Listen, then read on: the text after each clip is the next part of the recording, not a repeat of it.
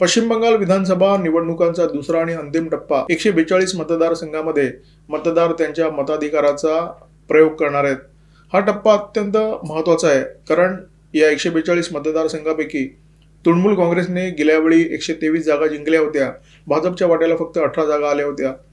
यंदाच्या निवडणुकीमध्ये भाजपला जर उत्तम कामगिरी करायची असेल, उजवी कामगिरी करायची असेल, तर भाजपला मतदारांना मोठ्या संख्येने बाहेर काढावं लागेल. हिंदू मतदारांनी मोठ्या संख्येने जर मतदान केलं तर भाजपला कदाचित विजयाची अपेक्षा करता येईल.